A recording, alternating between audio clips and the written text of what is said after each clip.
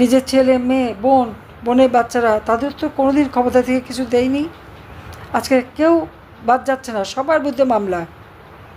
তারা নিজেরা পড়াশোনা করেছে, নিজেরা কাজ করে খায়, চাকরি করে খায় নিজেদের যোগ্যতায়। তার পড়েছে, চাকরি করেছে, আবার পড়েছে, তাদের পিছনে পর্যন্ত ইউনুস লেগে থাকে। আপনারা একবার চিন্তা করে দেখেন তো। টিউলিপ ব্রিটিশ পার্লামেন্টের এমপি, সে মন্ত্রী হয়েছে, কোথায় গর্ব করবে তা না। ইউনুস স্বয়ং নাম নিয়ে তার বিরুদ্ধে কথা বললো। কী হয়েছে? তদন্তে কী পেয়েছে? উদ্ভট উদ্ভট কথা। টিউলিপে আমার উপর নাকি চাপ দিয়ে তার মা ভাই বোনকে জমি দিয়েছে, পূর্বাঞ্চলের 10 কাঠা জমি। আর ইউনুসের যে 4001 কাঠা জমি, 4080 কাঠা জমি দিয়ে নিসর্গ নামে সেখানে সে যে রিসোর্ট বানিয়ে বসে আছে। আমার মেয়ে নাকি আমার উপর, মানে লেখা কি, আপন মায়ের উপর অবৈধভাবে চাপ প্রয়োগ করে জমি নিয়েছে। আপন মায়ের উপর অবৈধভাবে প্রভাব খাটিয়ে জমি নিয়েছে। আপনারা একটু চিন্তা করতে পারেন। কিছুই তো নেয়নি, ওদের কিছু তো দেয়নি, এই 10 কাঠা করে জমি, বা সেটাই অপরাধ হয়ে গেল। আমি তো বলছিলাম যে নিয়ে নাও তোমরা, জমি দরকার নেই, আমাদের কিচ্ছু নেব না। এখন কিছু খুঁজে পাচ্ছে না, সেটাও অপরাধ। তা আমি তো 2007 সালে অ্যারেস্ট হওয়ার পর আমার সম্পত্তির সমস্ত হিসাব দিতে হয়েছে আমাকে। সব হিসাব দিয়েছি সেই কেয়ারটেকার সরকারি। প্রত্যেক নির্বাচনের আগে সম্পত্তির হিসাব দিতে হয়, আমরা প্রতিবারই হিসাব দেই। অথচ আওয়ামী লীগ অফিস ভেঙেছে, সমস্ত আওয়ামী লীগ অফিস, আওয়ামী লীগের নেতাদের যে বাড়িঘর লুটপাট ভেঙে ফেলেছে, প্রত্যেকটা এমপি মন্ত্রী লুটপাট করেছে। তার কি হবে? সবাইকে তো নিঃস্ব করে দিয়েছে। আর নিজের এদিকে পয়সা বানাচ্ছে, বিদেশে টাকার পাহাড় গড়ে তুলেছে। শেয়ার মার্কেটে 90,000 কোটি টাকা নাই, উধাও। ব্যাংকগুলি সব খালি করে ফেলেছে, ব্যাংকগুলি ডিভিডেন্ড দিতে পারে না। অর্থনীতি ধ্বংস, সাম্প্রদায়িক সম্প্রীতি নষ্ট হয়ে গেছে, হিন্দুদের উপরে চরম অত্যাচার। মন্দির ভেঙেছে, খ্রিস্টানদের 11টা, হিন্দুদের প্রায় 250-র মতো মন্দির ভেঙেছে, খ্রিস্টানদের 11টা গির্জা ভেঙেছে, বৌদ্ধদের সেই 250 বছর পুরনো মঠ, রাঙামাটি এবং বিভিন্ন জায়গায় সেগুলি ভেঙেছে, সব আগুন দিয়ে পুড়িয়েছে। এমনকি মাজার শরীফগুলি পর্যন্ত, সিলেটের শাহপরান মাজার থেকে শুরু করে বিভিন্ন মাজার শরীফগুলি পর্যন্ত ভেঙেছে। সেখানে মসজিদ ছিল, তা সব ভেঙে ভেঙে শেষ। এরা নাকি কেউ ধর্মের দোয়াই দিয়ে আসে, কেউ ক্ষমতার লোভে পড়ে দেশটাকে ধ্বংস করে দিয়ে যাচ্ছে। কাজে সবাই দেশের মানুষের কাছে যেতে হবে, মানুষকে কথা বলতে হবে, আর এর প্রতিকার করবার জন্য যার যা কিছু আছে তাই দিয়ে এই দেশকে এই জল্লাদের হাত থেকে, খুনি ইউনূসের হাত থেকে বাঁচাতে হবে। কাজে এই অবস্থা থেকে দেশকে রক্ষা করার জন্য সকলকে ঐক্যবদ্ধ হয়ে কাজ করতে হবে। মা বাবার সঙ্গে দেখা হয়, মনে প্রশ্ন জাগে, তারা কি আমাদের মতো ছবি দেখার জন্য অপেক্ষা করে? তারা তো সারাক্ষণই নিথর হয়ে আছে। কি ছিল, কোথায় গেল, কেন হলো? যাদের ছেলে মেয়ে আহত হয়েছে, সেই পরিবারের কি অবস্থা? এটা হলো আমাদের বাস্তব। জুলাইয়ের 36 দিনে যে মহাতাণ্ডব, এই তাণ্ডবের প্রতিক্রিয়া কত গভীরভাবে আমাদের মধ্যে প্রথিত আছে, সেটা আমাদের ভবিষ্যৎ নির্ধারণ করবে। আমি আমার সহকর্মীদের বলছিলাম, এটা হাউস অফ হরার বানানোর জন্য, দেখার জন্য সেখানে দৃশ্যগুলো কিভাবে হয়েছে সেগুলো ধারণ করার জন্য। তো পরে ভাবলাম এটা তো হাউস অফ হরার না, এটা তো কান্ট্রি অফ হরার। এটা তো এক জায়গার বিষয় না, সারা দেশ জুড়ে যে হরার সৃষ্টি হয়েছে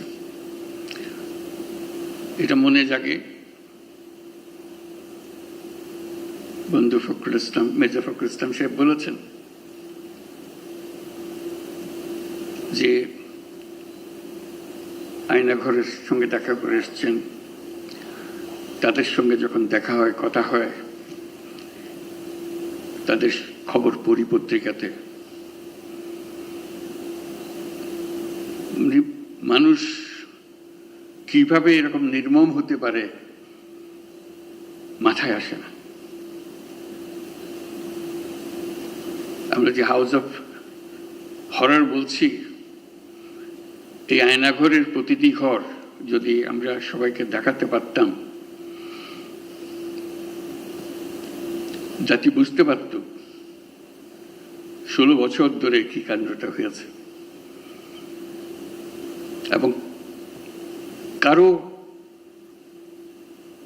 কাজ এমন নাই যে তার কোনো পরিচিত এই হররের শিকার হয়নি। হাউস অফ হরর করতে হলে আমাদেরকে জায়গায় জায়গায় ছোট ছোট ঘরগুলো, যেখানে মানুষকে বছরের পর বছর নির্মমভাবে অত্যাচার করেছে, যেখানে ইলেকট্রিক চেয়ার রেখেছে, যেগুলো তো আমাদের সবার দেখারও সুযোগ হয়নি।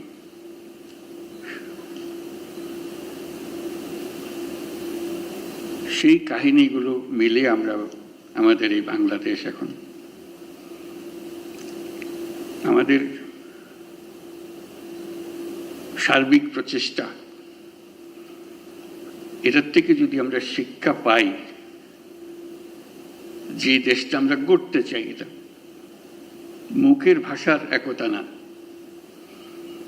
যেটা বললাম বলে গেলাম ওরকম না, গভীরভাবে যেখানে আসবে, আমাদের তরুণরা শিখে আসবে, এই দেশ একেবারে নতুন করে বানিয়ে আনতে হবে। এটা উপরই একটা প্রলেপ দেওয়ার পরিবর্তন না, গভীরতম ভাবে পরিবর্তন। সে গভীরতম পরিবর্তন যদি না করি, যে স্বৈরাচারের বিরুদ্ধে আজকে আমরা কথা বলছি, আবার ঘুরে ফিরে এসে চলে আসবে, এক ভঙ্গিতে না এক ভঙ্গিতে চলে আসবে। যতই আমরা আইন কানুন সামাল দিই, যতই সংস্কার করি, যে সংস্কার আমাদের দরকার সেই সংস্কার আরো আরো গভীরের সংস্কার। এই সংস্কার গুরুত্বপূর্ণ, আমি অস্বীকার করছি না, অত্যন্ত গুরুত্বপূর্ণ। কিন্তু আমার আবেদন হচ্ছে, আমাদের জাতির ভেতরে এমন কিছু রয়ে গেছে